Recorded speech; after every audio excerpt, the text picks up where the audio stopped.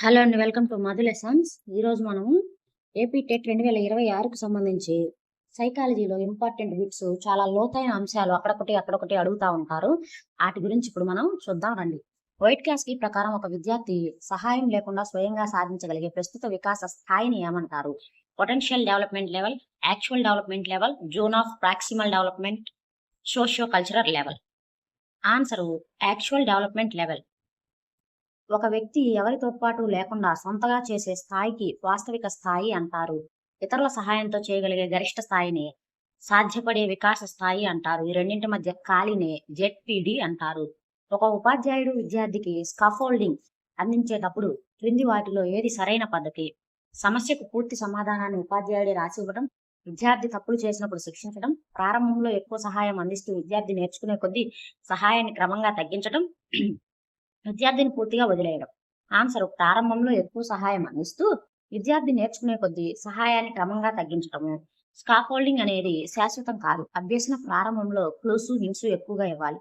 విద్యార్థి అవగాహన పెరిగే కొద్దీ సహాయాన్ని వెనక్కి తీసుకోవాలి. దీన్ని సైకాలజీలో ఫేడింగ్ అని అంటారు. వైట్ క్యాస్కీ ప్రకారం ఒక చిన్న పాప ఒక బొమ్మను అమరుస్తూ తనకు తానే పెద్దగా మాట్లాడుకుంటూ నిర్దేశించుకోవడాన్ని ఏమంటారు? సామాజిక భాషణం, అంతర్గత భాషణం, వ్యక్తిగత భాషణం, అహంకేంద్ర భాషణం. ఆన్సర్ వ్యక్తిగత భాషణం. 3 నుంచి 7 సంవత్సరాల పిల్లలు తమ పనులు తాము నియంత్రించుకోవడానికి తమలో తాము గట్టిగా మాట్లాడుకుంటారు. పియాజే దీనిని అహంకేంద్ర భాషణం అని కొట్టిపారేగా, వైట్ క్యాస్కీ ఇది చాలా వికాసానికి చాలా కీలకమైన ప్రైవేట్ స్పీచ్ అని చెప్పారు. వైట్ క్యాస్కీ సిద్ధాంతంలో ఎంకేఓ అనగా మోర్ నాలెడ్జబుల్ అదర్. క్రింది వారిలో ఎవరిని ఎంకేఓగా పరిగణించలేము? తరగతి గదిలో ఉపాధ్యాయుడు, కంప్యూటర్ లేదా మొబైల్ యాప్, సబ్జెక్టులో వెనకబడిన క్లాస్మేట్, ఇంట్లో ఉండే పెద్దలు లేదా తల్లిదండ్రులు. ఆన్సర్ సబ్జెక్టులో వెనకబడిన క్లాస్మేట్. ఎంకేఓ అంటే నేర్చుకునే వ్యక్తి కంటే ఎక్కువ జ్ఞానం ఉన్నవారు. అది ఉపాధ్యాయుడు, తల్లిదండ్రులు, తోటి తెలివైన స్నేహితుడు లేదా టెక్నాలజీ కావచ్చు. వెనకబడిన క్లాస్మేట్ ఎంకేఓ అవ్వలేడు. స్కాఫోల్డింగ్ అనే పదాన్ని సైకాలజీలో మొదటిగా ప్రవేశపెట్టింది ఎవరు? వైట్ క్యాస్కీ తన సిద్ధాంతంలో వాడుకున్నారు, కానీ ప్రవేశపెట్టింది వేరొకరు. స్కాఫోల్డింగ్ అనేది ఎవరు? Lev Vygotsky, Jerome and Bruner, Jean పియాజే, Sigmund Freud. Answer Jerome Bruner. Scaffolding అనే పదాన్ని 1976లో మొదట ప్రతిపాదించింది జెరోమ్ బ్రోనర్. ఆ తర్వాత వైట్ క్యాస్కీ తన సాంఘిక సాంస్కృతిక వికాస సిద్ధాంతంలో జెడ్పీడీకి మద్దతుగా ఈ భావనను విస్తృతంగా ఉపయోగించారు. ఎడ్యుకేషన్ అనే ఆంగ్ల పదం ఎడ్యుసిరే అనే లాటిన్ పదం నుండి వచ్చింది. ఎడ్యుసిరే అంటే అర్థం ఏమిటి? లోపల ఉన్నదాన్ని బయటికి తీసుకురావటం, బోధించటం, క్రమశిక్షణలో పెట్టడం, పుస్తక జ్ఞానం ఇవ్వటం. ఆన్సర్ లోపల ఉన్న దానిని పైకి తీసుకొని రావటం. లాటిన్ భాషలో ఈ అంటే బయటకు, జ్యూసిరే అంటే నడిపించటం, అంటే శిశువులో అంతర్గతంగా ఉన్న ప్రతిభను వెలికి తీయడమే ఎడ్యుకేషన్. అడోలసెన్స్ అనే పదం అడోల్సిరే అనే లాటిన్ పదం నుండి వచ్చింది. దీని అర్థం ఏమిటి? తుఫాను మరియు ఒత్తిడి దశ, పరిపక్వత వైపు పెరగటం, లైంగిక వికాసం, గుర్తింపు సమస్య. ఆన్సర్ పరిపక్వత వైపు పెరగటం. అడోల్సిరే అంటే శారీరకంగా మానసికంగా పరిపక్వత వైపు ఎదుగుతూ సాగటం అని అర్థం.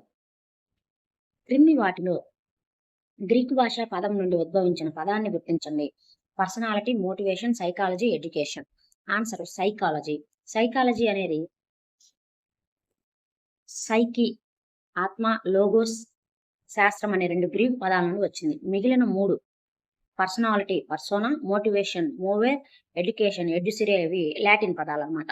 ఉద్వేగం అనే పదం ఎమోవేర్ అనే లాటిన్ పదం నుండి వచ్చింది. ఎమోవేర్ అంటే అర్థం ఏమిటి? నిశ్చలంగా ఉండటం, అంతర్గతంగా కుంగిపోవటం, కలత చెందటం లేదా ఉత్తేజితం కావటం, ఆనందించటం. ఆన్సర్ కలత చెందటం లేదా ఉత్తేజితం కావటం. మనిషి యొక్క మానసిక శారీరక స్థితిలో అకస్మాత్తుగా వచ్చే క్షోభ లేదా ఉత్తేజిత రూపాన్ని ఉద్వేగం అంటారు. అభ్యసనంలో కీలకమైన మోటివేషన్ అనే పదం మోవిరే అనే లాటిన్ పదం నుండి వచ్చింది. మోవిరే అంటే అర్థం ఏమిటి? గమ్యం చేరడం, చలించటం లేదా కదలటం, ఆలోచించటం, బహుమతి పొందడం. ఆన్సర్ చలించటం లేదా కదలటం. జీవిని ఒక లక్ష్యం వైపు కదిలించే అంతర్గత శక్తినే ప్రేరణ అంటారు. మోవిరే అంటే చలనము కలిగించటము. తర్వాత హెర్మాన్ రోషాక్ ఇంక్ బ్లాక్ టెస్ట్ లో ఉండే 10 కార్డులలో పూర్తిగా నలుపు మరియు తెలుపు రంగుల్లో ఉండే కార్డుల సంఖ్య ఎంత? 2, 3, 5, 10. ఆన్సర్ 5. ఈ పరీక్షలో అంతర్గత విభజన చాలా ఇంపార్టెంట్. మొత్తం 10 కార్డులలో 5 కార్డులు కేవలం నలుపు తెలుపు, 2 కార్డులు నలుపు ఎరుపు, మిగిలిన 3 కార్డులు రకరకాల రంగులతో కూడి ఉంటాయి. రోషాన్ ఇంక్ మరకల సిరా మరకల పరీక్షను విశ్లేషించినప్పుడు అభ్యర్థి కార్డులోని ఏదో ఒక చిన్న భాగాన్ని మాత్రమే చూసి సమాధానం చెప్తే దాన్ని ఏమంటారు? Hollow response, detail response, space response, movement response. Answer detail response. Card మొత్తం చూసి చెప్తే హోల్ రెస్పాన్స్, కార్డులో చిన్న చిన్న వివరాలు బట్టి చెప్తే డీటెయిల్ రెస్పాన్స్ అని స్కోరింగ్ ఇస్తాము. ఇది వ్యక్తి యొక్క సూక్ష్మ పరిశీలనను తెలుపుతుంది. ముర్రే మోర్గాన్ రూపొందించిన ట్యాట్ లో ఒక పురుషుడికి పరీక్ష నిర్వహించేటప్పుడు గరిష్టంగా ఎన్ని కార్డులు ఉపయోగిస్తారు?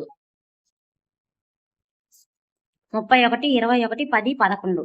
ఆన్సర్ 21 కార్డులు. ట్యాట్ లో మొత్తం 31 కార్డులు ఉంటాయి. కానీ ఒక వ్యక్తి పరీక్ష చేసేటప్పుడు 20 చిత్రాల కార్డులు ప్లస్ ఒక ఖాళీ కార్డు, మొత్తం 21 కార్డులు మాత్రమే ఇస్తారు. కొన్ని కార్డులపై ఎం మెన్ అని, ఉమెన్, డబ్ల్యూ అని, బి బాయ్ అని, జి గర్ల్ అని రాసి ఉంటాయి.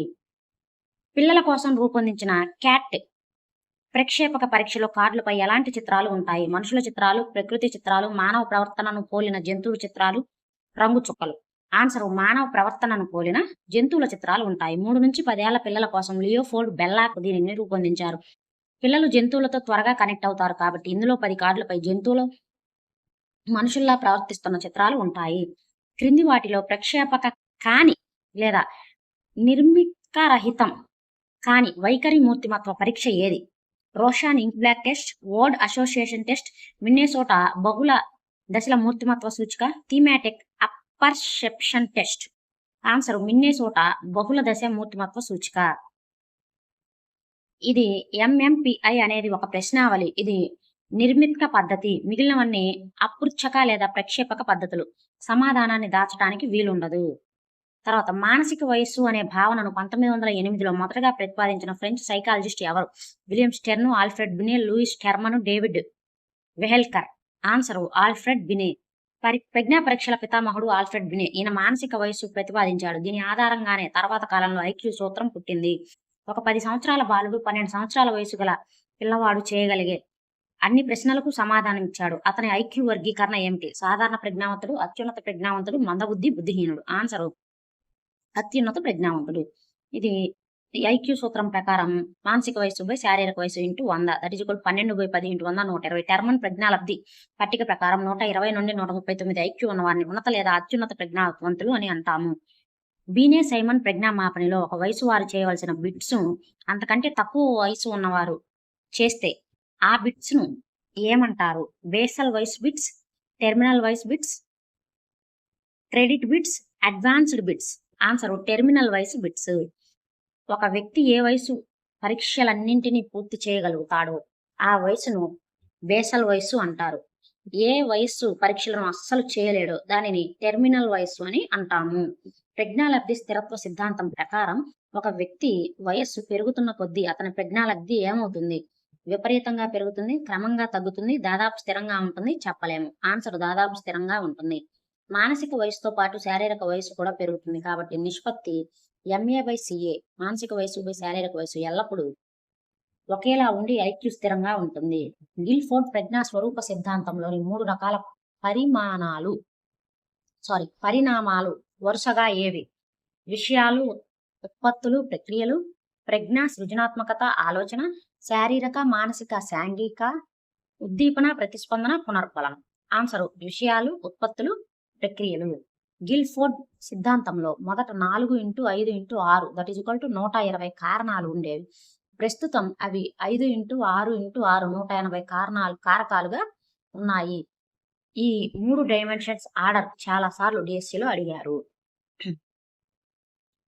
పియాజే ప్రకారం పాత స్కీమాటాకు కొత్త సమాచారాన్ని ఎలాంటి మార్పులు చేయకుండా నేరుగా యాడ్ చేయడాన్ని ఏమంటారు? అనుగుణ్యత, సాత్వీకరణ, సమతుల్యత, వర్గీకరణ. ఆన్సర్ సాత్మీకరణం. ఉన్నట్లుగా కొత్త విషయాన్ని పాత జ్ఞానంలో కలుపుకుంటే అది సాత్మీకరణం. ఒకవేళ కొత్త సమాచారం కోసం పాత జ్ఞానాన్ని మార్చుకుంటే, అది మోడిఫై చేస్తే అది అనుగుణ్యత. కోల్బర్గ్ నైతిక వికాస సిద్ధాంతంలో హైంజ్ దొంగతనం అనే కథను దేనిని అంచనా వేయడానికి ఉపయోగించారు?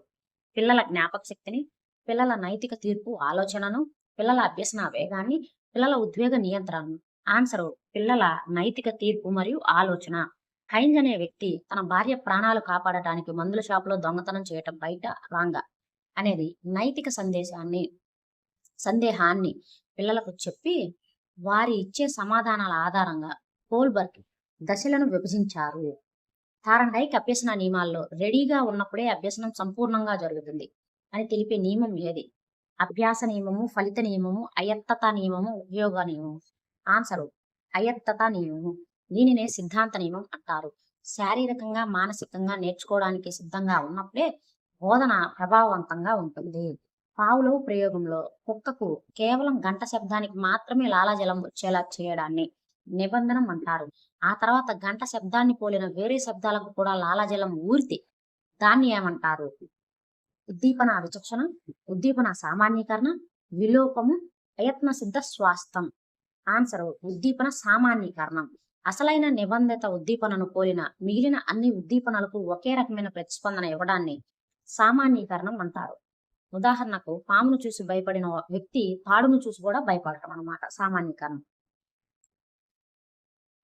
ఒకే రకమైన గంట శబ్దానికి ఒక వ్యక్తి ఒకే రకమైన గంట శబ్దానికి మాత్రమే స్పందిస్తూ మిగిలిన శబ్దాలకు స్పందించకపోవడాన్ని ఏమంటారు?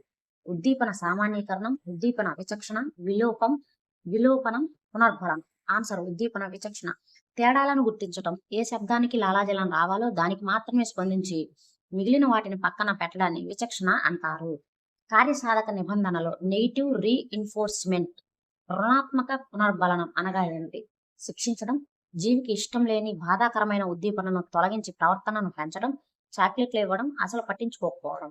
ఆన్సరు జీవికి ఇష్టం లేని బాధాకరమైన ఉద్దీపనను తొలగించి ప్రవర్తనను పెంచడం. ఇది చాలా మంది నెగటివ్ పునర్బలం అంటే శిక్షించడం అనుకుంటారు. అది తప్పు. నెగిటివ్ పునర్బలం అంటే ఒక నెగిటివ్ పరిస్థితి క్లాస్ రూమ్ లో ఎండ వేడిని ఏసీ ఆన్ చేయడం ద్వారా తొలగించి క్లాస్ వినేలా చేయడం. ఇది ప్రవర్తనను పెంచుతుంది.